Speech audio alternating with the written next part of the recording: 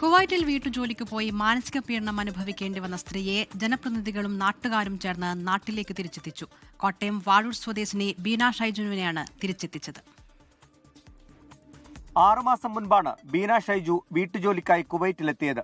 അടൂരിലെ ഒരു ഏജന്റാണ് ഇവരെ കുവൈറ്റിലേക്ക് കൊണ്ടുപോയത്. എന്നാൽ ജോലിക്ക് നിയമിച്ച വീട്ടിലെ ഉടമയുടെ മാനസിക പീഡനം ബീനയ്ക്ക് ബുദ്ധിമുട്ടുണ്ടാക്കി. ബീനയുടെ അച്ഛൻ മരിച്ചെന്നറിയിച്ചിട്ടും ഉടമസ്ഥൻ ഇവരെ നാട്ടിലേക്ക് വിടാൻ തയ്യാറായില്ല. ഇതോടെ ബന്ധുക്കളുടെയും ജനപ്രതിനിധികളുടെയും സഹായം ബീന തേടി. തുടർന്ന് ഇന്ത്യൻ എംബസിയുടെ സഹായത്തോടെ ബീനയെ നാട്ടിലേക്ക് എത്തിക്കുകയായിരുന്നു.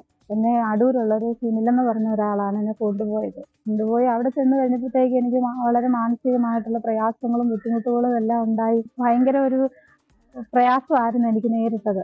ഇത്തരം സംഭവങ്ങൾ ഇനിയും നമ്മുടെ നാട്ടിൽ ആവർത്തിക്കാതിരിക്കുവാനുള്ള നല്ല ജാഗ്രത എല്ലാ ആളുകളിലും ഉണ്ടാകണമെന്നുള്ളതാണ് ഇങ്ങനെ ജോലി തേടി പോകുന്നവരോട് നമുക്ക് പറയുവാനുള്ളത്. ബീനയെ തിരികെ കൊണ്ടുവരാൻ ഏജന്റിനെ ബന്ധപ്പെട്ടിട്ടും അത് സാധിച്ചിരുന്നില്ല.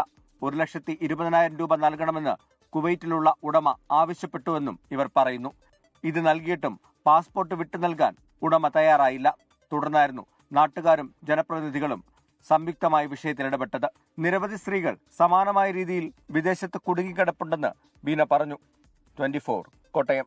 ലോകത്തെവിടെയായാലും ഏത് സമയത്തും 24 വാർത്തകളും ഓഗ്മെന്റഡ് റിയാലിറ്റി പാക്കേജുകളും എക്സ്പ്ലെയിനറുകളും വിശദമായി കാണാൻ ഞങ്ങളുടെ യൂട്യൂബ് ചാനൽ നിങ്ങൾക്ക് സബ്സ്ക്രൈബ് ചെയ്യാം.